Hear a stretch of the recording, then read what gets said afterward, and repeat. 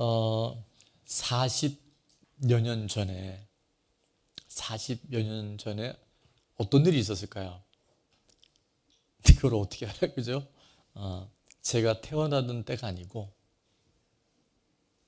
40여 년 전에 제가 대학을 입학해서 1학년 때 교양 과목을 듣게 됐는데요. 선택 과목이었어요.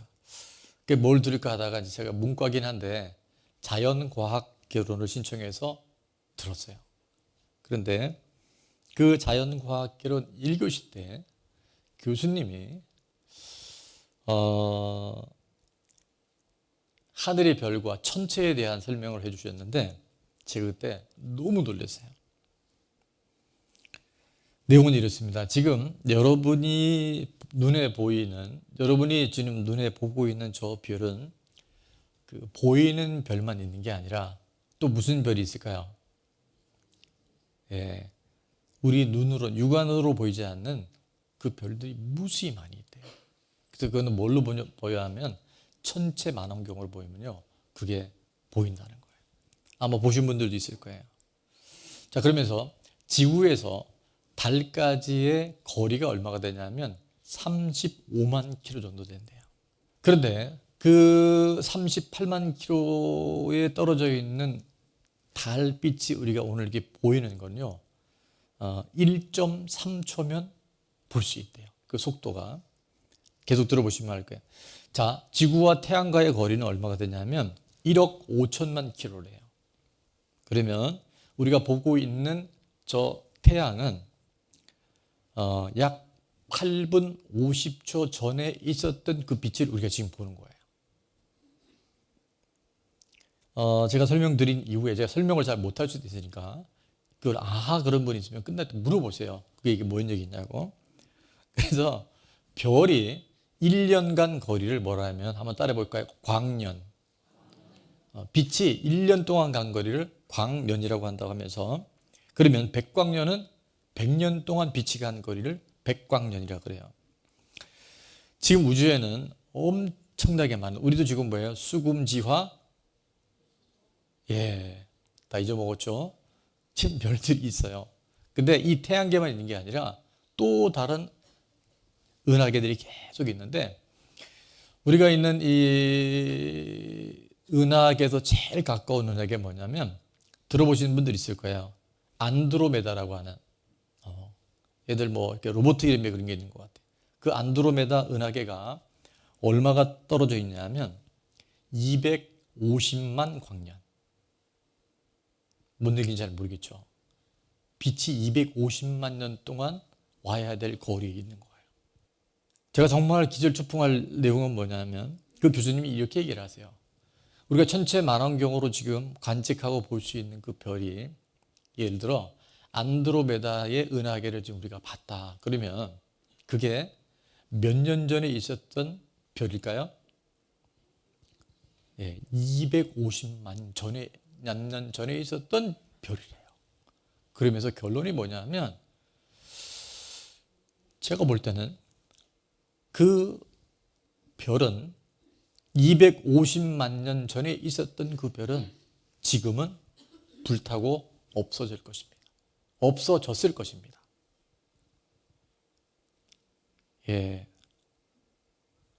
저는 굉장히 충격을 받았어요.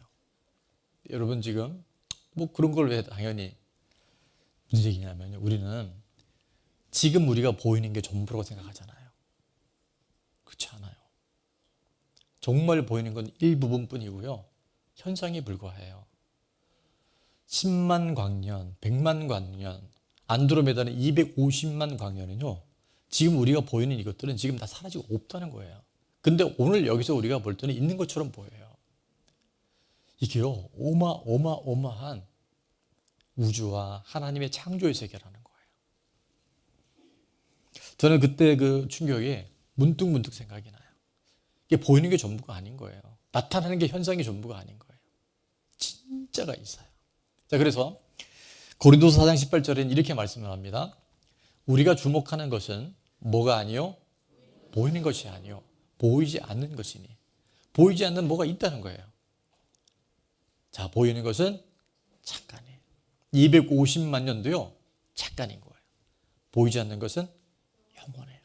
저는 오늘 왜 하나님이 한정된 100년, 120년 인류의 역사가 어마무시해도요, 순간에 지나지 않는, 잠깐에 지나는 이 시간 속에서 우리에게 영원한 것들을 바라보러 말씀하시는지를 잘 들을 수 있는 그런 특권이 있기를 주의 이름으로 축원합니다.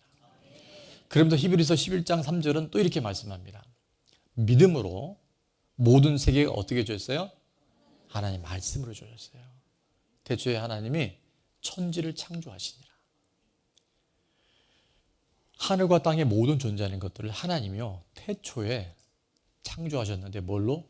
말씀으로 창조하신 거예요. 요한복음 우리 중에 맥체인 읽고 있잖아요. 요한복음 1장 1절은 이렇게 시작합니다. 태초에 따라해 볼까요? 말씀이 계시니라. 그분이 빛이 있으라 하면 빛이 있는 거예요.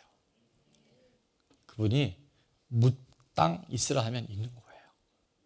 그분의 말씀으로 보이는 세계와 보이지 않는 모든 세계가 다 만들어지고 지금도 운행되고 있는 줄 믿습니다. 그래서요, 우리가 지금 보이는 것들은 보이지 않는 바로 하나님의 말씀으로, 하나님의 운행하심으로, 하나님이 주관하심으로 이 모든 것이 지금도 매일 매순간 영원한 시간 운행하고 있는 줄로 믿습니다. 오늘 본문에는 보이는 것들이 전부인 줄 알고 살아가는 오늘 우리들의 모습, 또 당시의 제자들의 모습을 잘 담아내고 있는데요. 그래서 오늘 말씀의 제목이 보아야 할 것을 보아야 합니다. 진짜 봐야 될 것을 볼 수 있어야 돼요. 보아야 할 것을 보지 못하면 보지 않아야 될 것을 바라보면 인생이 다 그렇게 흘러가요. 그리고 마지막 순간에는 우리가 땅을 치고 후회할 수 있다는 거예요. 자, 그래서 저는 오늘 말씀을 보아야 할 것을 보려면 다 같이요, 욕심과 야망을 내려놓아야 합니다. 이 욕심, 우리에게 있는 인생의 이 야망이요, 내려놓지 않는 한, 포기되지 않는 한 우리는 봐야 될 걸 못 본다니까요. 진짜가 뭔지 모르고 속아며 살아갈 수 있다는 거예요. 자, 1절 말씀은 다 같이 한번 읽습니다. 예수께서 성전에서 나와서 가실 때 제자들이 성전 건물들을 가리켜 보이려고 나아오니, 예수님이 지금 그 성전에 들어가셔서 이제 회당에서 말씀 읽고 예배 드리려고 했는데, 그곳이 어떤 일이 있었냐면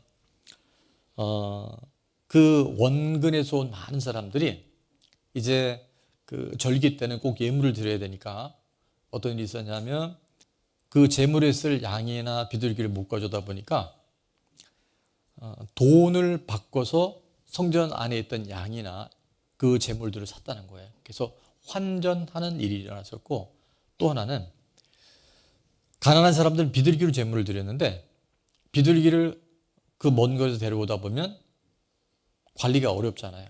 그래서 성전 입구에서, 성전 안에서 뭘 팔았냐면 비둘기를 팔았던 거예요. 근데 비둘기를 적정한 가격에서 판 게 아니라 무려 10배에서 30배씩 폭리를 취했고, 환전을 하면서 거기에 또 수수료를 부당하게 취하는 바람에 예수님이 뭐라 그러셨죠? 내 성전은, 내 집은 만민이 기도하는 집인데 뭐를 만들었다? 강도의 소굴을 만들었다라고 예수님이 굉장히 화가 나셨어요. 엄청난 분노를 일으키셨어요. 상을 뒤집어 엎으시고 채찍으로 그 모든 걸 다 흩어버리셨어요. 그러면서 바리새인과 서기관들을 향해서 우리가 약 4주, 5주 동안 여러분도 굉장히 부담스러웠을 텐데 화 있을지언정 외식하는 자들이요. 그래서 성전 청결 작업을 다 하시고, 이제 오늘 24장에 1절에 보니까 예수님께서 성전에서 나오실 때, 나와서 가실 때에, 자, 제자들은 뭐라고 얘기했냐면 성전 건물들을 가리켜 보이려고 나왔다라고 기록하고 있어요. 세 번역에 보니까 이 부분이 더 조금 이해하기 쉽게 되어 있는데, 자, 한번 같이 읽어볼게요. 예수께서 성전에서 나와서 걸어가시는데 제자들이 다가와서 성전 건물들을 보여드렸다. 예수님, 저 성전 좀 보세요, 이렇게 얘기한 거, 보여드린 거예요. 왜 그랬을까요? 왜냐하면 제가 설명을 드려야 되겠죠. 성전이요, 너무너무 화려하고 그 성전이 너무너무 웅장하고 상상할 수 없을 만큼의 아름다운 성전이었다 그래요. 일명 이 성전은 헤롯 성전이라고 얘기를 하는데, 헤롯 대왕 때 이것이 지어졌기 때문에 기원전 19년도에 건축이 시작돼서 무려 AD 63년, 약 80년 동안 이 헤롯 성전이 건축이 됩니다. 당시에 이 건축이 얼마나 화려했던지 아름다웠던지 헤롯 성전을 보지 않고는 건축에 대해서는 이야기하지 말라고 하는 이야기가 그 당시에 있었다 그래요. 그 중에 하나인 솔로몬 누각이라서 기둥이 있는데요. 기둥이 솔로몬 누각이 하얀 통 대리석으로 만들었는데 높이가요 13m. 예. 별로 중요하지 않아요, 그죠? 근데 통 대리석이 높이가 13m. 이 둘레가 사람 세 사람이 이렇게 손을 잡아도 손이 안 닿을 만큼 엄청난 기둥들로 세워졌다는 거예요. 자, 이거는 시작에 불과하고요. 어느 정도냐? 지붕이 순금으로 다 도금이 됐어요. 돌과 돌 사이에 전부 보석이 다 들어갔어요. 그래서 지붕이 뭘로 지었다고요? 금으로, 순금으로 이렇게 도금을 했다니까요. 아침에 해 뜰 때부터 해가 질 때까지 이 헤롯 성전은요, 그냥 보는 것만 해도 눈이 부셔요. 그 돌과 돌 사이에 뭐가 있었다고? 보석이 박혀 있는 거예요. 그러니까 이 시골 출신의 제자들은 이게 얼마나 대단해 보였겠어요. 그 예수님이 혹시나 이거 놓치실까봐, 예수님 저 성전 좀 보고 가시죠. 자, 그때 예수님이 이 제자들이 이 이야기를 들으시고 뭐라고 말씀하셨는지 2절은 이렇게 기록됩니다. 다시 한번 읽겠습니다. 대답하여 이르시되 너희가 이 모든 것을 보지 못하느냐? 내가 진실로 너희에게 이르노니 돌 하나도 돌 위에 남지 않고 다 무너뜨려지리라. 아멘. 성전 좀 보세요 라고 얘기를 하는데 예수님은 너 진짜 이 모든 걸 못 보겠니? 그러니까 지금 제자들은 그걸 볼 수가 없어요. 왜 볼 수 없는지 제가 설명을 드렸지만, 왜냐하면 이 보이는 것에 내 욕심과 야망이 차 있으면 정말 봐야 될 걸 못 봐요. 근데 예수님은 지금 믿음의 눈, 앞으로 되어질 이 모든 일들을 말씀으로 눈을 열어주고 계신 줄 믿습니다. 그래서 그 성전을 향해서 돌 하나도 돌 위에 남지 않고 다 무너질 것이다. 아까도 말씀드렸지만 이 성전은요 80여 년 동안 지어지고 있었는데, 예수님이 이 당시에 이 말씀하실 때도 이 성전은 아직도 건축 중에 있었어요. 그런데 예수님은 너 이거 못 보겠니? 이 성전은 다 무너져. 벽돌, 돌 위에 하나도 남지 않고 다 무너질 거야. 보이는 성전은 사람의 욕심과 야망으로 세워진 모든 건축들은요 반드시 무너집니다. 정말 이 헤롯 성전이 어떻게 되었냐면요, 예수님 말씀하신 30년 후에, 정확히는 AD 70년에 유다에는 그 당시에 로마의 식민지로 있었는데 그 반란 사건을 계기로 해서, 원래 로마하고 유대는 굉장히 유대 관계가 좋았어요. 친화적인 방법을 썼기 때문에. 그런데요, 이 반란 사건을 통해서 결국은 로마가 이 유대를 다시 침공을 하는데 완전히 초토화시킵니다. 그때 왔던 로마 장군을 들어본 분도 있을 거예요. 디도 장군이 BC 70년에 유대를 완전히 멸망시키고 예루살렘 성전을 예수님 말씀하신 그대로 돌 하나도 돌 위에 남지 않고 완전히 무너뜨리게 됐어요. 자, 여러분, 사람에 의해서 욕심과 야망은 어떻게 된다고요? 반드시 무너져요. 세상에 인간이 추구하는 모든 아름다움은 다 무너집니다. 꼭 기억하셔야 돼요. 욕심, 야망은 오래 갈 것 같은데 오래 못 가요. 반드시 끝이 있습니다. 세상의 아름다움은 다 사라져요. 그래서 저는 여성분들에게 오늘 이 예배에 권면합니다. 여러분, 너무 미용에, 너무 성형에 집착하지 않았으면 좋겠어요.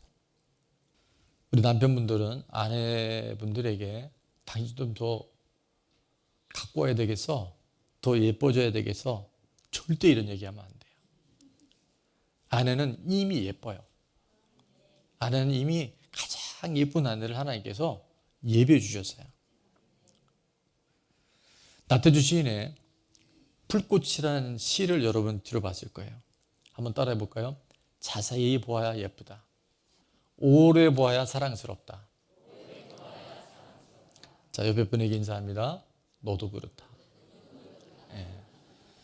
자세히 보고 오래 보면 안 예쁜 사람이 없고 사랑스럽지 않은 사람이 없고 바로 네가 그래. 여러분, 인간이 갖고 있는 욕심은요 끝이 없어요. 너무 많이 고쳐갖고 나중에는 그렇대잖아요. 자기 생명대로 다 못 살고 일찍 데려갔대요. 그래서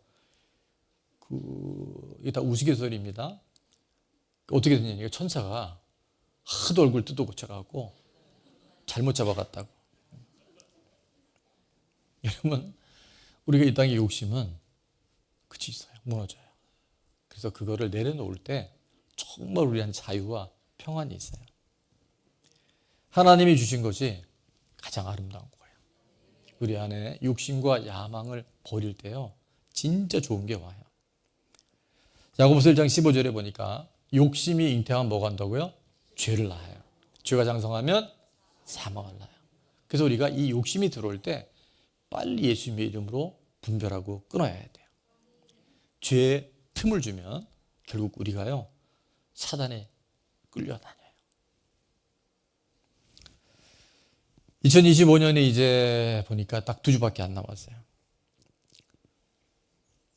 한 해 동안 여러분이 보고 싶은 것, 또 여러분이 추구하고 따라갔던 것, 또 여러분이 세상에서 이런 게 정말 꼭 있으면 좋겠다 했던 그런 혹시 욕심이나 그런 야망들이 여러분 어떻게 됐습니까?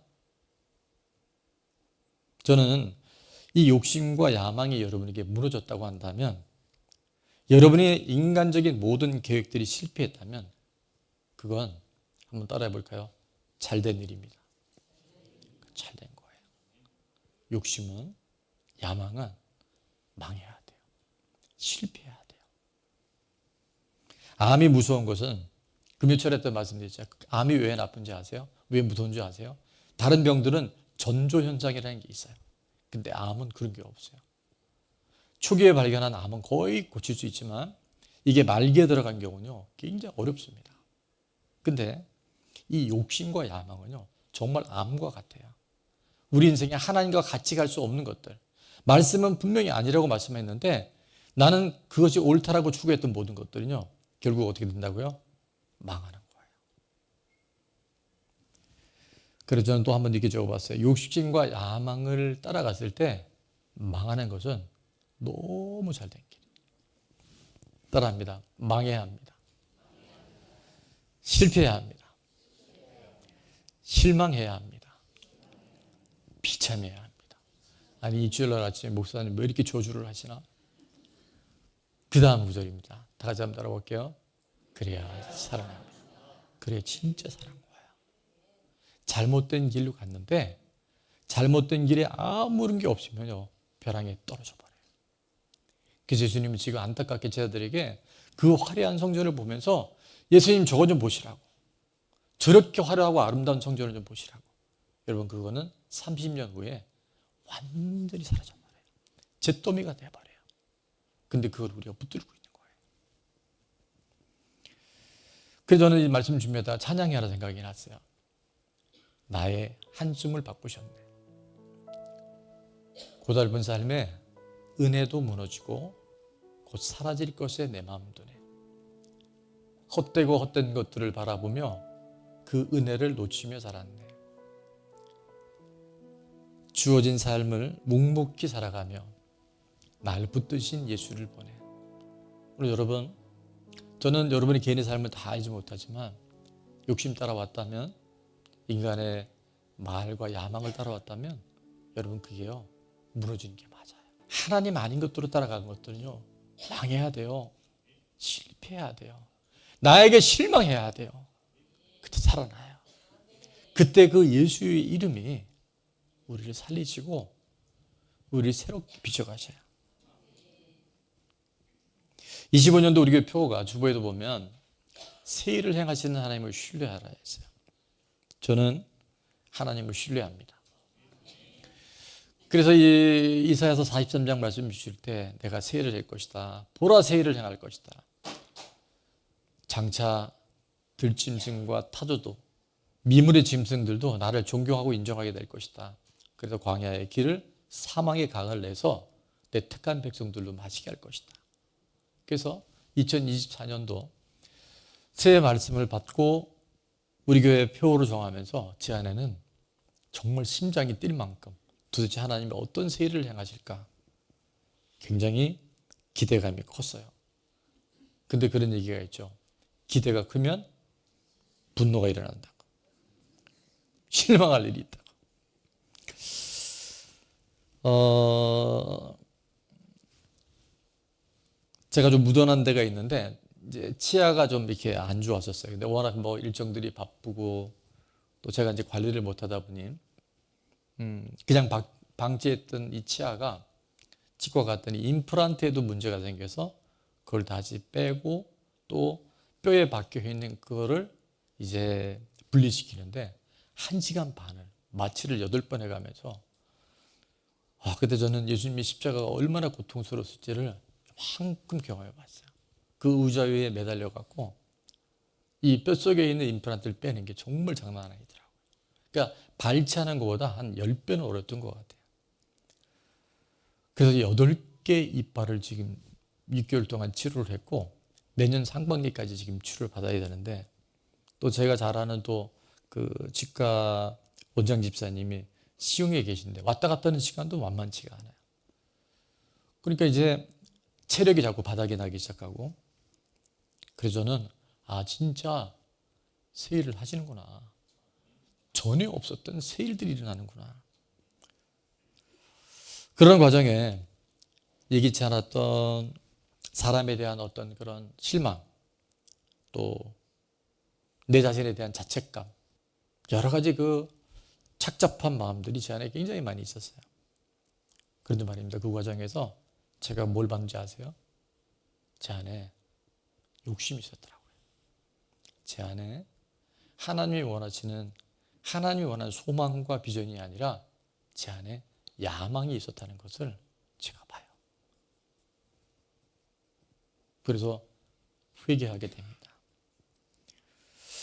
한 해를 되돌아보면서 정말 하나님의 도우심이 아니면 한순간도 하나님의 은혜가 아니면 살아갈 수 없는 우리들인데 내가 원하는 무엇을 붙들거나 내가 세상적인 것들로 하나님의 일이라고 착각하면요.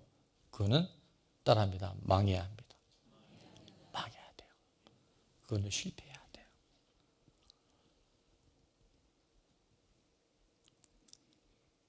하나님의 법궤는 고앗 자손이 제단 고앗 자손이 어깨에 메고요.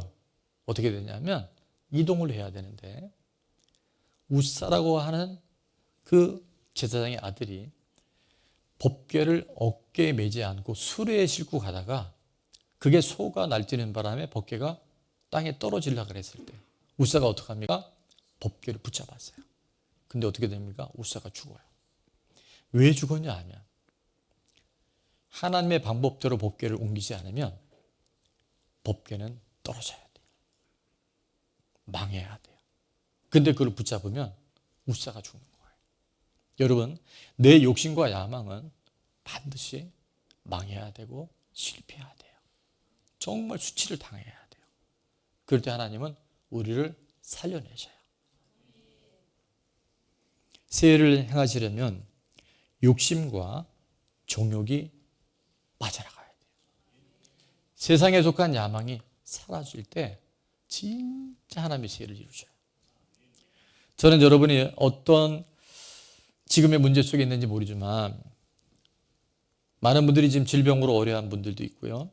아직도 해결되지 않은 경제적인 돈이 있는데도요.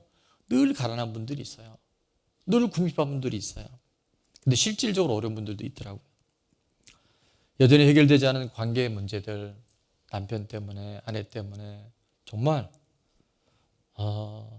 자녀는 배신당하려고 키운다 그랬는데 자녀들 때문에 지금 고생하는 분들 점잖게 있습니다. 과거에 있었던 상처나 쓴뿌리들이 우리 삶 안에 반복되는 어려움, 그래서 미래가 불안한 분들이 생각보다 많이 있어요. 자, 저는 그런 여러 가지 정말 내가 없었으면 하는 꼭 필요한 거라고 생각했는데 그것이 점점 내게서 멀어졌을 때 오는 그 상실과 그 버려짐과 두려움 속에서, 그 고난과 고통 속에서 하나님의 음성을 들을 수 있는 은혜가 있기를 축원합니다. 보아야 할 것을 보지 못하잖아요. 그래 우리가 지금 이런 생각지 않은 고난과 재난이 올 수 있어요. 그런데요, 정말 보아야 할 것을 보기 시작하잖아요. 그럼 하나님이 세일을 해가셔요. 우리가 요즘에 큐티하면서 애굽이, 모압이, 암몬이 다 심판당하죠. 근데 마지막 끝에는 뭐라고 말씀하세요? 따라합니다. 살아나리라. 망해야 살아나가는 거예요. 욕심을 갖고 살아가는데 잘 된다. 그게 암이라는 거예요. 그래서 하나님이 원하시는 정말 그 꿈과 비전을 갖고 할 때 결과에 관계없이 오늘이, 지금이 자유하고 우리가 하나님 안에서 평안해야 돼요. 그러면 하나님의 때 하나님이 그 모든 걸 이루어나가셔요. 자, 적용 질문입니다. 2025년 내게 무너진 것은 무엇인가요? 목사님, 저는 안 무너졌는데요. 예, 안 무너진 분들은 또 튜닝해 보세요. 혹시나 내가 이 욕심 속에, 야망 속에 살아가고 있는 건 없는지. 두 번째는 내가 내려놓아야 할 욕심과 야망에 대해서 정확하게 분별해낼 때 새로운 하나님의 일들이 이루어지게 될 줄로 믿습니다. 자, 마지막 한 가지 보아야 할 것을 보려면 다 같이 있습니다. 동반 의존이 끊어져야 합니다. 뭐가 끊어져야 된다고요? 동반 의존이 끊어야 돼요. 이 동반 의존은 정말 무섭습니다. 자, 3절에 보니까 제자들이 예수님이 이제 마지막 때를 얘기하니까 너무 두려웠던 것 같아요. 그래서 감람산 위에 앉으셨을 때 제자들이 조용히 와서 심각한 질문을 합니다. 이르되, 자, 우리에게부터 다 같이 읽을게요.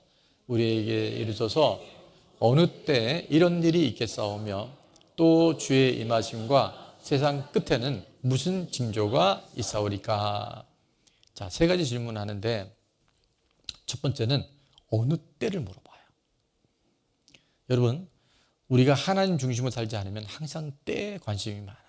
두 번째는 주의 임하심이 언제입니까에 대한 그 궁금증이 있었고, 그 다음에 세상 끝에 나타날 징조가 뭐냐고 또 궁금해했어요. 그래서 오늘도 우리는 기도하면서요, 내 때, 내 방식대로, 내 방법대로 이루어져야 한다라고 기도하고 있어요.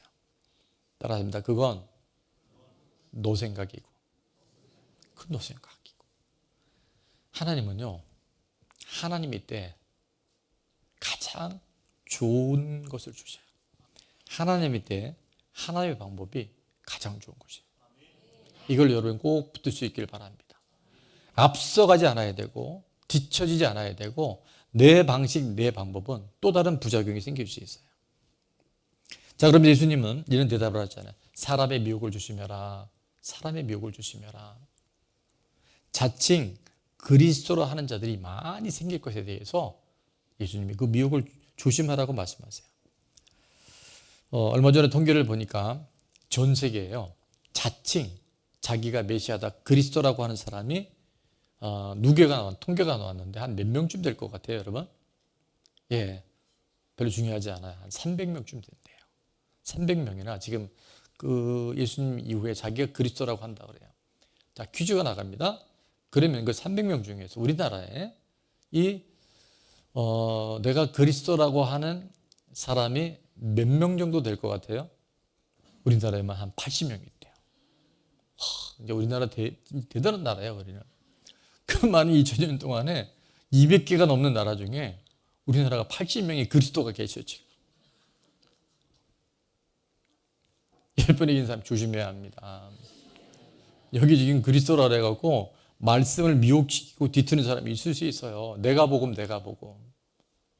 물론 여기서 말하는 거는 우리가 아는 것처럼 요즘에 정치적으로도 통일교이고, 그 다음에 뭐 있어요? 신천지, 또 여호와의 증인, 하나님의 교회, 또 몰몬교. 예. 이단을 너무 많이 알지 마세요. 그냥 우리는 예수님만 잘 알면 되는데, 저는 말씀을 준비하면서 우리가 그런 이단에는 안 빠지겠죠. 그죠? 제가 아는 교회 나온 지 얼마 안 된 사람은 누가 이렇게 찾아와서, 요즘은 이제 뭐 이렇게 아예 아파트 들어오기 어렵죠. 예전에는 편하게 들어온 시절에 뭐 본인이 이렇게 길을 지나가다가 뭐 물을 왔다 해서 또 물 한 잔을 달라 해서 얘기하다 보니까, 그러면서 본인이 뭐 예수님에 대한 얘기를 하는데 초신자들인데도요, 들어보니까 이상하더래요. 따라서 하면 이상한 것입니다. 여러분, 이상하면 빨리 신고하세요. 우리 성도들 중에 새가족들이 많이 오는데 자꾸 이상한 얘기를 하면, 이제 신천지는 아예 그냥 이상한 얘기를 해요. 근데 구천지는 그럴듯한 얘기를 또 해요. 그래서 자꾸 미혹시키는 거예요. 자칭 그리스도라는 이단들은 우리가 드러나잖아요. 근데 이단에 빠진 사람의 특징이 뭐냐면 자기 욕심이 많대요. 자기가 이루는 것이 많은 사람이 이단에 빠질 가능성이 매우 높답니다. 근데 저는 그러면 우리에게서 이 거짓 그리스도가 누굴까? 그게 바로 하나님보다 더 의지하는 것, 하나님보다 더 사랑하는 것. 하나님조차 내가 지금 붙들고 있는 그것을 이루어 주셔야 된다고 하는 착각 속에서, 다른 말로 하면 사람에 붙들리고 사람에게 집착되어 있는 뭐라고요? 동반의존. 이 동반의존 정말 무섭습니다. 저는 없기를 바라지만 우리 성도님들 중에도 한번 따라해 볼까요? 남편 바라기. 남편이 우상인 사람이 있어요. 예수님은 별로 안 중요한데 남편은 너무 중요한 사람이 있어요. 또 그러면 이렇게 따라합니다. 아내 바라기. 하나님보다, 선포되는 말씀보다 아내 말이 더 무서운 사람들이 있어요. 사랑이라고는 하는데요, 그 배우 위에는 뭔지 아세요? 뭔가 숨겨져 있어요. 거기에 왜 집착하고 있는지. 겉으로는 죽고 못 산 부부처럼 보이지만 그 안에는요, 동반의존이라고 하는 매우 무시무시한 것이 마치 포장되어져서 보여질 때가 너무나 많이 있어요. 나도 알고요, 부부도 알고, 하나님 다 알고 계세요. 그래서 여러분, 하나님이 아니라고 얘기하실 때는 아니어야 돼요. 우리 가운데 또 자녀 바라기 많습니다. 자녀 바라기. 그러니까 나는 거짓 그리스도의 미혹은 안 당해요 하는데 자녀에게 속아요. 자녀 우상에 대해서 자녀가 혹시 잘못될까 봐, 혹은 자녀가 이렇게 꼭 성공하고 자녀가 이렇게 돼야 한다고는 자녀 우상에 들어가 버리면 거기에 굉장히 무서운 인본주의 교서가 우리를 미혹시켜 버려요.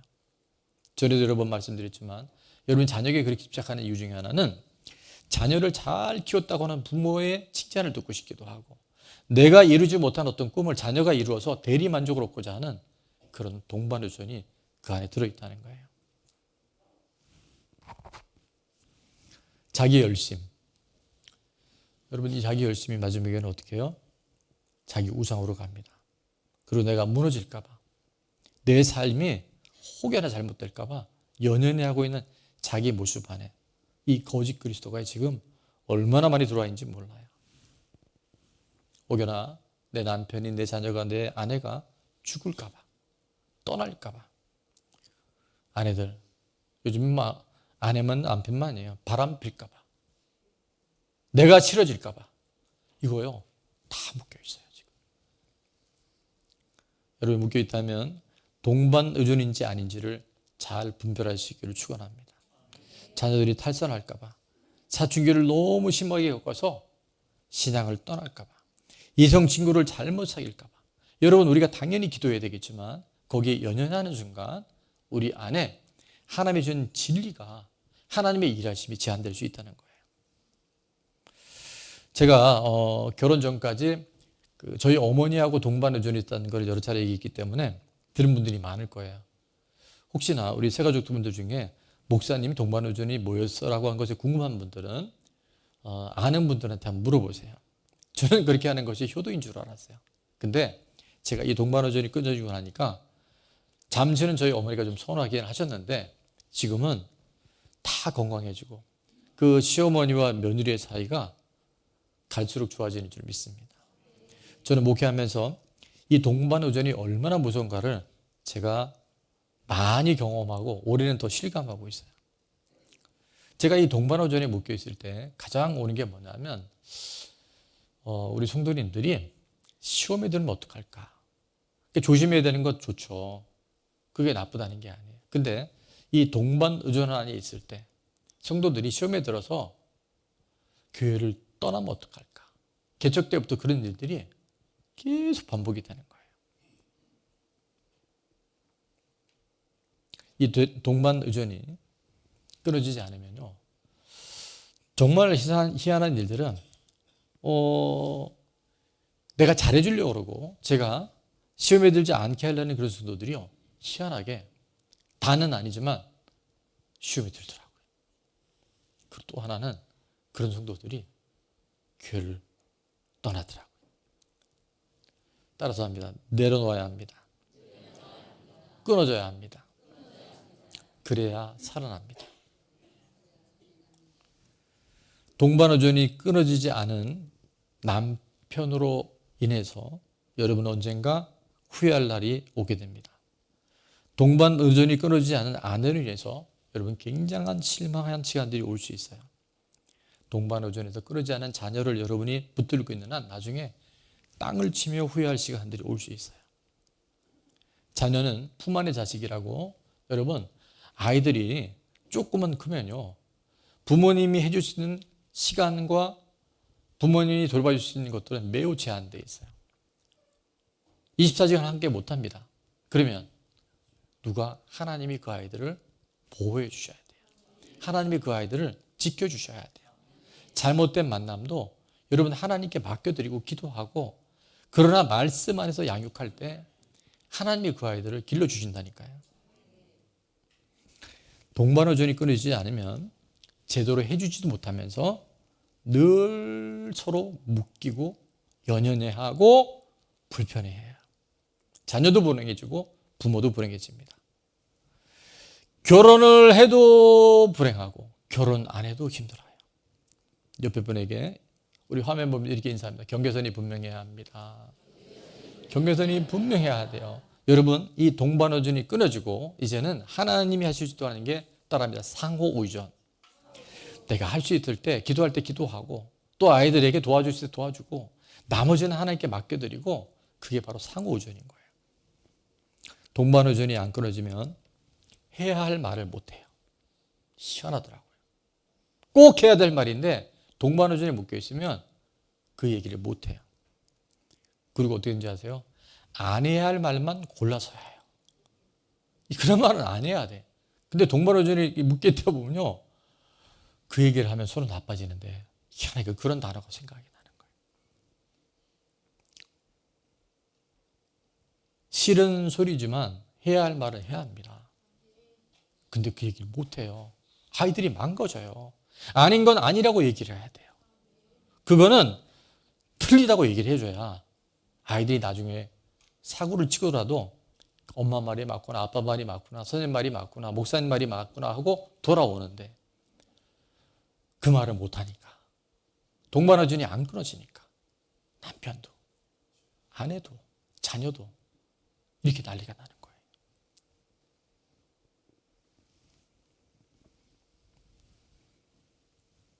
동반 의존이 끊어지지 않으면 서로가 고통을 당합니다. 예수님 당시에는 또 우리나라도 이 온갖 이단이 펼치는 것 같지만 우리 가까이 안 해요. 비진리가, 이 무서운 동반 의존이요, 우리를 얼마나 많이 힘들게 할지 몰라요. 목회가 왜 힘든가 봤더니요, 그게 힘든 거예요. 제가 사람의 연연해 할 때, 이제 한 해가 마무리되고 다음 주에 아마 이제 우리 교회 전체 조직 개편이 될 거예요. 26년도에 각 목장, 목자들, 교사, 팀, 여러 가지 직분들. 제가 이번에 결단한 게 있어요. 말씀 준비하면서. 이제 당연히 여러분들 살피고 다 해야 되겠지만 사람 눈치를 안 봐야 되겠다. 그 사람이 혹시 이렇게 했을 때 시험 들면 어떡하나. 그렇게 하지 않겠다. 자, 동반우전을 꾸리면 하나님께 맡겨야 됩니다. 그리고 상호우전으로 나갈 수 있어야 돼요. 맡길 때 하나님이요 일하기 시작하세요. 거짓 그리스도의 영은 인본주의는 끊어질지어다. 다음 세대를 위해서 기도한다고 하면서 동반의존이 끊어지지 않는 한 아이들은 그거를 귀신같이 알아요. 우리 엄마는 이 부분이 약해. 내가 이렇게 막 싸고 치고 뭐래도 나중에 보면 우리 엄마는 다 해줘. 그게 아이들 죽여요. 그리고 나도 망가져요. 사람도 알고 귀신도 아는데 신중의 신 하나님 모르겠어요. 그러니까 여러분 네 동반의존이 안 끊어지면 하나님이 복을 주셔도 하나님의 은혜를 주셔도요 다 새나가요. 그래서 우리가 이 동반의존이 끊어져야 돼요. 동반의존이 끊어질 때 하나님이 일하실 수 있어요. 거짓 그리스도의 영은 오늘 예배를 통해서 선포된 말씀을 통해서 끊어질지어다. 끊어져야 삽니다. 예수님이 이 땅에 오신 이유는 우리가 기쁘다 구주 오셨네 성탄의 기쁨이 있지만 왜 오셨다 그랬죠? 십자가에 죽게 오셨어요. 우리를 살리시려고 그분이 십자가에 죽게 오신 그 날이 사실은 성탄이 기쁘다 구주 오셨네가 맞는데 사실은 십자가에 죽기 위해서. 왜요? 예수님이 죽으심으로 부활하셔서 저와 여러분이 이미 끝장난 인생인데 영원한 천국에 데려가시려고 예수님이 이 땅에 오셔서 십자가에 죽으신 줄 믿습니다. 따라서 죽어야 부활이 있고 부활을 통해서 동반의존이 끊어집니다. 우리 안 예수 그리스도의 생명이 들어와서 인본주의가 끊어지고 동반의존이 끊어질 수 있기를 축원합니다. 자, 적용 질문입니다. 나는 누구와 동반의존이 되어 있나요? 혹시 여러분이 모르면 저한테 오세요. 제가 가르쳐 드릴 수 있을지 몰라요. 동반의존이 뭔지를 여러분이 잘 알고 내가 누구에게 묶였는지를 분별하기 시작할 때 남편, 아내 너무 사이 좋은 건 나쁜 게 아니지만 이게 동반의존이면 이제는 분별해야 돼요. 자, 두 번째, 극복하기 위해 실천해야 될 것은 무엇인가요? 이번 목장에서 꼭 나눠보면 좋겠어요. 보이는 것이 전부인 줄 알고 살아가는 우리들, 아까도 말씀드렸지만 지금 보이는 별들은요 지금 없을 가능성이 많대요. 아까 제가 그랬잖아요. 제 옆에 살아있으셔서 감사합니다가 사실 우리 살 날이 그렇게 많지 않아요. 아마 살아보신 분들은 다 알 거예요. 이렇게 한 해가 2025년이 정말 송구영신 같은데 이제 며칠 있으면 26년이에요. 그렇게 반복을 하다 보면요 우리 인생이 끝이 오고 인류의 종말이 옵니다. 영원한 보이지 않는 나라가 진짜 도래돼요. 아니 지금 있어요. 주님 이 한 해에 제자들처럼 화려한 성전 바라보면서 예수님 저거 좀 보세요 라고 시간 보낸 우리가 아니라 너희 이건 못 보겠니? 보이는 건 잠깐이고 보이지 않는 영원한 세계가 있어. 그 욕심, 인간적 야망 이제는 십자가 앞에 내려놓고 하나님이 정말 우리에게 상호 의존하면서 하나님 의지하며 살아갈 때 우리 안에 있던 온 거짓 그리스도의 영들이 다 떠나가고 이 땅에서 하나님의 나라 천국의 삶을 내가 먼저 경험하고 그 한 사람 한 사람을 통해서 가족이 살아나고 교회가 살아나게 될 줄로 믿습니다. 누가복음 9장 23절에 예수님이 이렇게 말씀하셨어요. 또 무리에게 이르시되 자, 아무든지 한번 따라합니다. 아무든지 나를 따라오려거든 자기를 부인하고 날마다 제 십자가를 지고 나를 따를 것이니라. 아멘.